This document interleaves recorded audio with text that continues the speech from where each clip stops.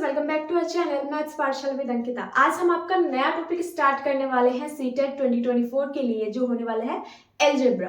Okay, hope आपको जो तीनों वीडियोस मैंने बनाई थी वो बहुत बेनिफिशियल है। आपके पास बहुत कम टाइमिंग बचा है और सीटेट 2024 के लिए जो प्री एडमिट कार्ड है वो आपका आ चुका है।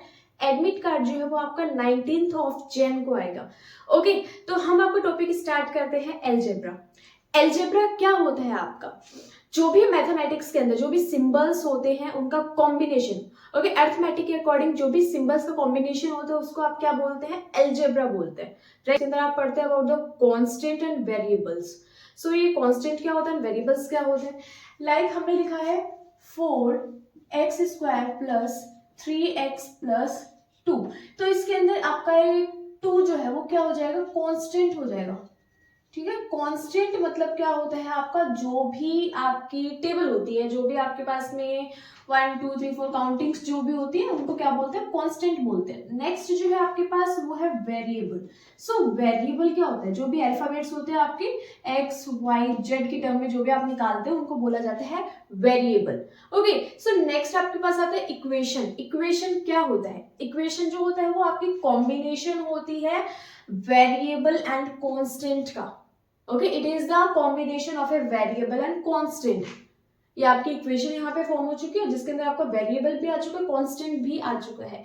Is it clear? Okay, next है आपके पास पॉलिनोमियल। तो पॉलिनोमियल का जो एक्सप्रेशन होता है वो किस तरीके से होता है आपके पास? ax plus ax। तो यहाँ पे ध्यान रखना ये क्या होता है आपके पास? a1, लाइक यहाँ पे आपके पास आ गया है n-1, ये जो आपका कम होता जाएगा। ठीक है, इक्वेशन के अंदर जो a है, और a है क्या आपके पास? ये कांस्टेंट होता है। a का मतलब यहाँ पे कांस्टेंट है, तो कांस्टेंट जो है वो क्या होते जाएंगे आपके पास में? कम होते जाएंगे। और n यहाँ पे क्या दे रखा है? n means non negative numbers है। Okay, these are the non negative numbers, ये नेगेटिव नंबर्स नहीं होंगे आपके। एंड x जो है यहाँ पे भी आपकी पावर जो है वो क्या हो जाती है? यहाँ n है, यहाँ आपकी पावर जो है वो कम होती जाएगी। ठीक है, ये n-2, x की power n-2 and so on, a की पावर लास्ट में आपके पास 1 बच जाती है, x की पावर 1 प्लस a लास्ट जो है आपके पास वो बचती है 0। ओके, सो ये एक आपके पास में एक्सप्रेशन होता है जिसको आपको याद करना है। ये पॉलिनोमियल के लिए फिक्स एक इक्वेशन होती है। ठीक है, ये आपको बस याद करना है। सो नेक्स्ट इसके अंदर हम पढ़ते हैं about the terms and coefficient. इसमें टर्म्स क्या होते हैं, कोफिशिएंट क्या होते हैं? नॉर्मली मैं आपको लिख के देती हूँ।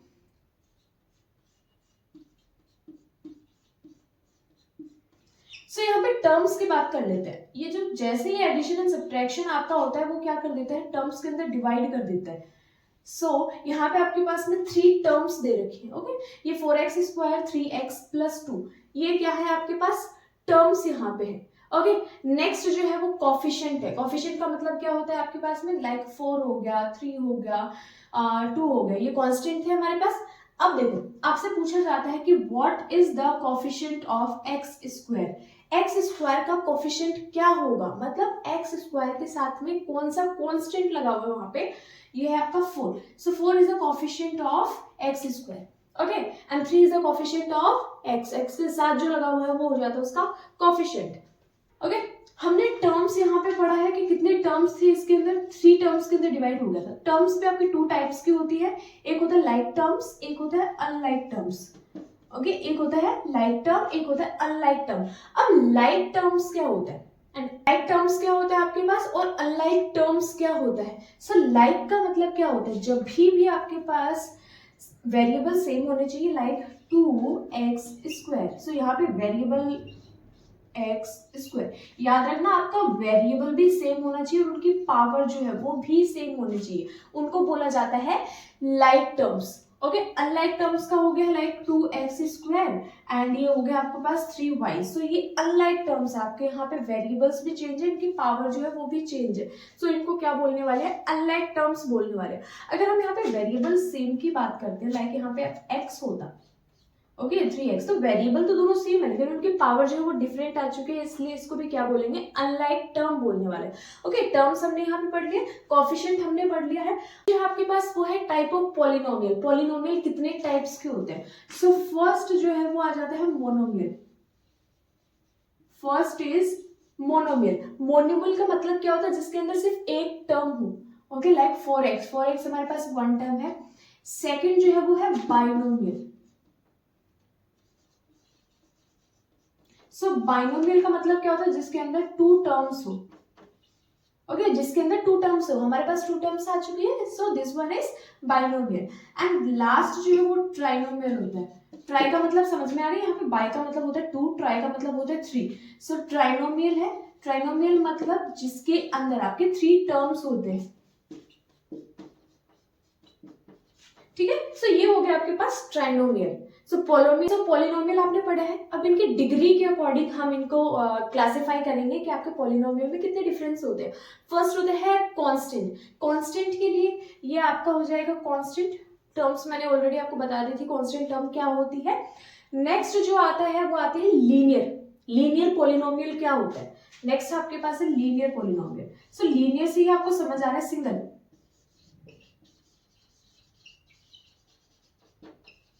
सो लीनियर पॉलिनोमियल का मतलब है किसी की पावर वन हो, ओके, कोई भी वेरिएबल उसकी पावर अगर वन दे रखी है, that means a linear polynomial. Second जो है वो क्वाड्रेटिक पॉलिनोमियल। सो क्वाड्रेटिक का मतलब क्या होता है, जिसकी पावर जो है वो टू हो, ओके। थर्ड जो है वो क्यूबिक का मतलब क्या होता है आपके पास में, जिसकी पावर जो है वो थ्री हो। सो ये हमने डिग्री के बेसिस पे इसको कैटेगराइज कर दिया, इसके टाइप्स हमने बता दिए हैं पॉलिनोमियल के, और ये टाइप्स भी आपने पढ़ लिए हैं on the basis of its terms, okay. ये टर्म्स के बेसिस पे था, और जो नेक्स्ट जो मैंने बताया है आपको आगे, ये किस बेसिस पे है, ये आपका डिग्री के ऊपर। एंड डिग्री क्या होता है आपका, जो पावर होती है, power of a variable is known as degree, okay.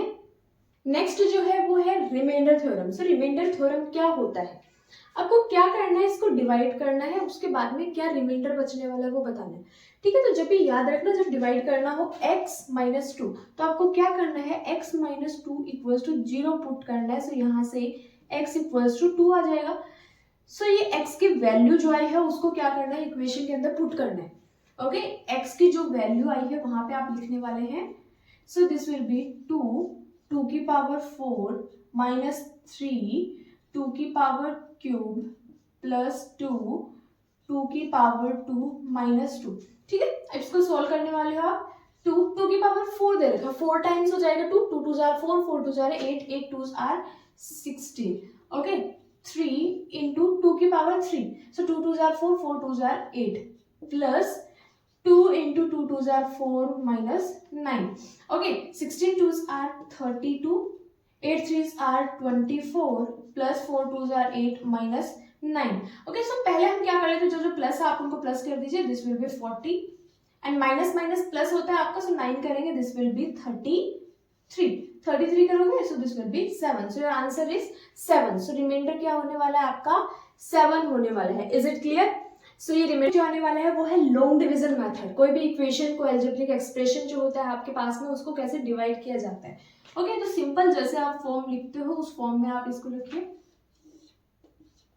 X cube minus 4x square plus 3, okay. इसका जो आंसर मैं आगे लिखने वाली हूँ, आपको करना क्या होता है, जो फर्स्ट वेरिएबल होता है उसको फर्स्ट टर्म के साथ में डिवाइड करना होता है, ओके। आपको आंसर लिखती हूँ यहाँ पे, यहाँ देखिए आपके पास फर्स्ट टर्म है एक्स क्यूब, उसको डिवाइड करेंगे एक्स से, तो क्या हो जाता है, एक्स की पावर 3, यहाँ पे एक्स की पावर 1 है। तो आपको याद होगा हमें क्या करना होता है, जब भी बेस सेम होता है तो पावर जो है वो सब्ट्रैक्ट हो जाती है, तो एक्स की पावर 2 बचेगा, तो यहाँ पे ये हो जाएगा एक्स की पावर 2। अब क्या करना है, जो आपका आंसर आया है एक्स की पावर 2 आया ना, उसको क्या करोगे, इन दोनों से मल्टीप्लाई करोगे, 2 से मल्टीप्लाई किया, so you will get plus 2x square, okay. इसको x से मल्टीप्लाई किया, you will get x cube, plus था। अब याद रखना आपके साइन जो है वो चेंज हो जाते हैं, सो यहाँ पे ये माइनस हो जाएगा, this will B minus, okay. Cancel out हो जाएगा, plus and minus, minus minus जो है वो क्या हो जाता है, प्लस हो जाता है, लेकिन साइन सेम रहता है, okay. Minus minus plus, so 4 and 2 6x square plus 3। Next term आपको उतारनी है, ओके। सेम करना है आपको, फिर से क्या करना है, जो फर्स्ट टर्म है यहाँ पे उन दोनों को डिवाइड करोगे, so this will B 6x square divide by x, so x से x कैंसिल आउट हो जाएगा, answer is minus 6x, okay. So this will B minus 6x।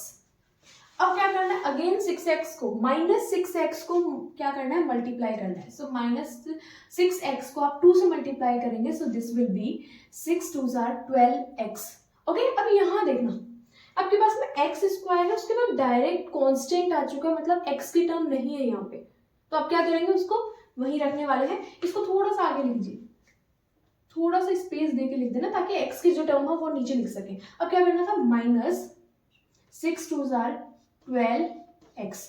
Okay, next क्या करना था आपको, आपका था -6 से मल्टीप्लाई कर रहे थे, सो दिस विल बी -6 को करेंगे, this will B -6x²। Okay, अब साइन आप चेंज करने वाले हैं, यहाँ पे आपका साइन चेंज हो जाएगा, दिस विल बी +12x, यहाँ पे कैंसिल आउट हो जाएगा। नेक्स्ट आपके पास है 3। Is it clear?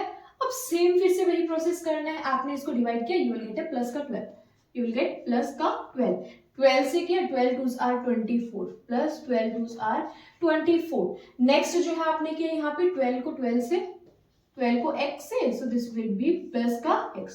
यहाँ पे आपने क्या किया, साइन चेंज कर दिया, ये कैंसिल आउट हो जाएगा, प्लस माइनस माइनस, और साइन किसका लगता है हमेशा, बड़ी वाले डिजिट का, तो माइनस के, यू विल गेट है माइनस का 21। ओके, सो ये आ चुका है आपके पास में, जैसे ही डिवाइड किया, answer is x² - 6x + 12। Is it clear? तो जो है वो आपकी कुछ आइडेंटिटीज होती है जिसको याद करना है। a + b का होल स्क्वायर क्या हो जाता है, a² + b² + 2ab।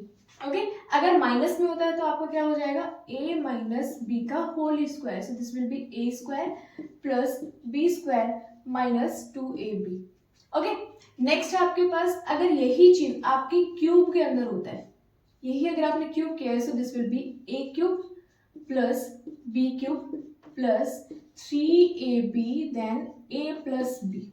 Okay, next है माइनस में अगर यही कर रहे हो, so this will be a³ + b³। Okay, minus था ना आपका, सो यहाँ पे क्या करने वाले हो, इसको minus 3ab a - b। Okay, अगर ये होता है a² - b², so this will be a + b, a - b। Okay, अगर यही आपके पास क्यूब में होता है, सो आप क्या करने वाले हैं, a - b a² + b² + ab। Okay, अगर यही आपका प्लस में होता है, so this will be a + b a² + b² - ab। Is it clear? So ये आपके कुछ बेसिक्स हैं जिनको आपको याद करना है इन आइडेंटिटीज को, एंड आपका चैप्टर जो है यही कंप्लीट हो रहा है। नेक्स्ट टॉपिक हम करेंगे नेक्स्ट वीडियो के अंदर। Good luck.